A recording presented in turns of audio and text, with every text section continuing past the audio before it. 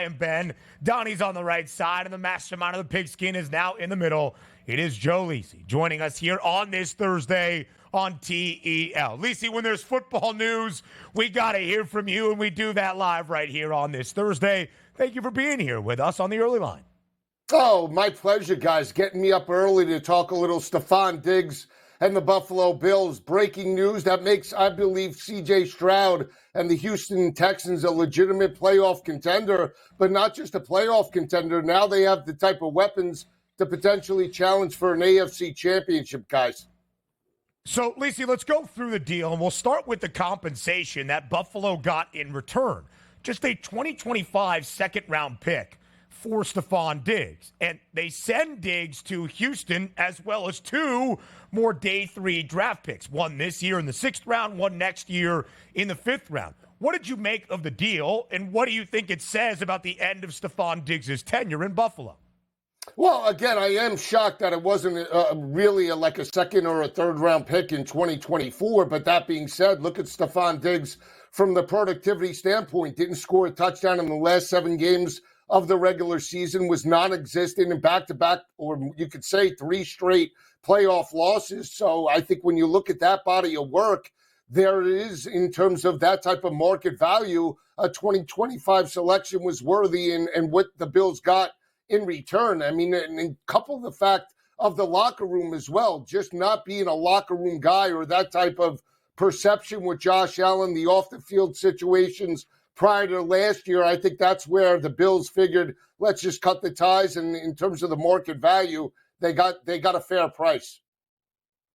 It's pretty wild when you take a look at it, because this is very abnormal for an organization that's perching itself saying, like, we own the AFC East right now. We're trying to get to the Super Bowl, but we actually think we're going to be a better team here, Joe, if we cut loose our top wide receiver. And he's been nothing short of spectacular in Buffalo, but it was interesting where he starts off the season on fire and sort of faded down the stretch, and big plays were there to be made that he couldn't make, that you expect your number 1 wide receiver to make. Moving forward with the Buffalo Bills, this can't be the end of the trail for the Bills at wide receiver. We interviewed Mac Hollins out there at the Super Bowl, and he found himself a spot in Buffalo. Samuel's now there with Shakir. They need that number 1 wide receiver. The Bills moving forward, are they going to get that this all season? Yeah, I think they can. And I heard you mention potentially T. Higgins as being an option. That's a pretty good, fit for the Buffalo Bills. But this draft class is loaded in terms of number 1 wide receiver talent, whether it be Malik Neighbors, whether it be Brian Thomas, Rome Odunze. You could even say Xavier Worthy or A.D. Mitchell could fit into that lineup and be a plug-and-play type of player. So, again, I don't think they're done. And I don't think the expectations, guys, are tempered now because Stefon Diggs moves on to the Houston Texans. If you made this move and you're the organization, you have to have a secondary plan in place to keep that momentum rolling. You can't say we're going to just retool and then take a step back to go 5 steps forward. I just don't believe that. Nearly 1,200 yards, at least 8 receiving touchdowns for Stefon Diggs in all 4 years in Buffalo. He was a Pro Bowler in all 4 years in Western New York. In those 4 years, Buffalo also won the AFC East divisional crown each and every season. So Stefon Diggs, Lisi, as we get ready for 2024, is 30 years old right now, will be 31 by the time we reach November, deeper into the 2024 NFL campaign. We've talked about the Buffalo end of things. Now let's focus on the Texans. What does the addition of Stefon Diggs do to your outlook for Houston this upcoming season? Well, again, you saw the market move, right? They went from 25-1 to win the Super Bowl down to 15-1. And I think the price movement is there because of Stefon Diggs' upside. You know he's going to have a much better season now with a new landscape. And C.J. Stroud is great at distributing the football, right? You have Nico Collins that could take the pressure off of Diggs. You do have Dalton Schultz, Joe Mixon coming out of the backfield, a healthy Tank Dell. This offense is going to be lethal. And when C.J. Stroud could throw for 350 each and every game, I mean, that's a great weapon to have, a veteran in that lineup. I think he's going to be rejuvenated, and I think this team is going to be one of the top in the AFC this year. I'm looking forward to the Houston Texans. Last year was almost like a look-see for me. Let me see how good C.J. Stroud could be on week-to-week basis. He was absolutely phenomenal. Now, it's hard to have that trajectory, Joe, and say he's even going to get better than he was from his rookie year, because if he does, then he's probably on a Patrick Mahomes level. But the addition of Stefon Diggs opens everything else up for that offense, and I love moves like Mixon. Usually we don't talk about running backs all that much, but a veteran presence with a young quarterback to help pick up the blitzes. He'll be fine on the ground, out of the backfield, a very good pass-catching running back here. But also the division itself that they played in the South. Last year looked like Houston was the best overall team. They got much better. Now, some other teams did improve, but the Jacksonville Jaguars, Joe, we were thinking we're actually going to be the team of the South for the next couple years. And Houston absolutely surpassed them. The high expectations here on Houston. Talk to me about them next year.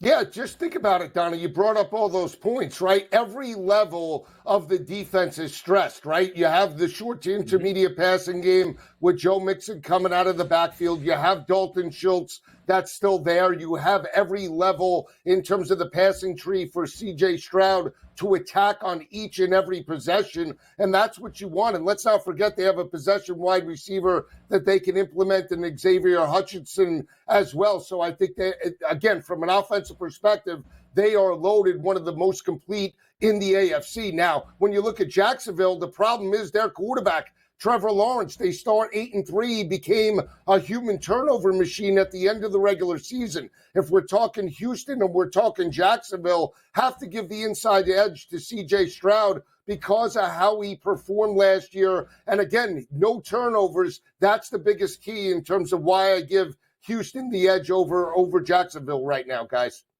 It is really crazy to see how much the odds can change with one, albeit huge deal. There was only a 10-cent gap. The Texans, the favorites at plus 190. The Jags at plus 200. Then from where we are now, plus 110 for Houston, plus 280 for Jacksonville. And not just how much can change after one big trade in the National Football League, but the Jags, before dropping 5 of their final 6 games to gift-wrap the divisional crown to the Houston Texans, were that team. And now we look up at the Texans in the AFC South. So there's that component and the optimism for Houston. There's also the idea of the AFC East. Again, with Stefon Diggs, Josh Allen in Buffalo won the divisional crown in the AFC East 4 straight seasons. Lisi, do you think that top spot in the division now in the AFC East is up for grabs?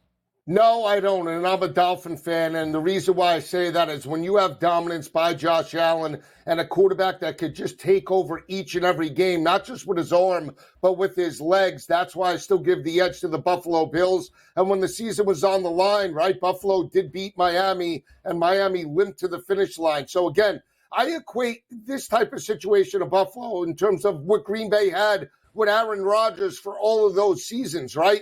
It was limited talent, but you still pick Green Bay to potentially be that Super Bowl contender because of their quarterback. When you have a quarterback that's an MVP caliber like Josh Allen, you have to say they are the front runners at each and every season, especially one they won 4 straight. No matter who's around them, Josh Allen can elevate that team to a division title, guys. Take a look at the AFC odds now and take a look at a broader picture frame. Of course, the Kansas City Chiefs at a plus 370 price. You're going to sit up top there. The Baltimore Ravens plus 470, rightfully so. And right behind them, 3 teams at 7-1. The Houston Texans, the Cincinnati Bengals, and the Buffalo Bills. It just goes to show you with these moves that we're making and Houston, all of the prognostications now expect them to be a very good club. Are they worthy of that 7-1 price now in the AFC? Because I understand the talent is there, but we're asking a lot from this franchise in a short period of time to say, you know what, Joe? We can actually go to the Super Bowl. Yeah, I think they're worthy of it, Donnie, but I don't think I'd price them at 7-1 with Joe Burrow and Josh Allen. Again, you know, the sophomore jinx can always hit. We saw the Trevor Lawrence struggle, obviously, in year number 3 after they get a playoff win. So that's always there. I might put them in the area of about 10-1 overall, or even 11-1 to win the AFC. But I still feel on paper they're the 5th best team in the conference. Yeah, it will be really interesting because that 7-1 price is not, oh, Houston, you're an optimistic team. We hope you can follow up on last year. It's, hey, you're expected now to be a double-digit win team, to cruise to a divisional crown in the AFC South, and maybe be there lockstep with the Chiefs, the Ravens, the Bengals, and the Bills in terms of that AFC championship contention. Lisi, we will be together on Football Full Circle starting at noon Eastern time, live right here on the grid. We will have a lot to discuss and detail and some potential change. Don't be surprised. Lisi's all over the grid. Come on. Lisi, you know what we're going to talk about today? Yeah, hey, go. God, I was just going to say, and Matt Collins with the great jerky from Vegas. Remember that, Donnie? Barefoot. Doesn't wear shoes unless he's playing football. Look, we like to announce new shows on the network. Carver and Lisi starts up Monday night. That is going to be a great show here on the network. I can't wait to catch the inaugural episode there. So big things around the grid, baby. Well, so we got to talk about this too, Lisi. A big announcement that you've probably seen on social media. SportsGrid is very pleased to announce Smiley Kaufman, the PGA Tour winner who does great coverage in the world of golf, is working on the Smiley Show here on the Spiz Grizz. But I just saw it starts at noon Eastern time on SportsGrid Radio. But that's when Football Full Circle starts. So we'll have to figure out a couple of things there as Lisi's well. out. Well, love you, brother. Love you. He's always there, man. Loved you. There Loved you you at go. the network. Love it, boys. Anytime.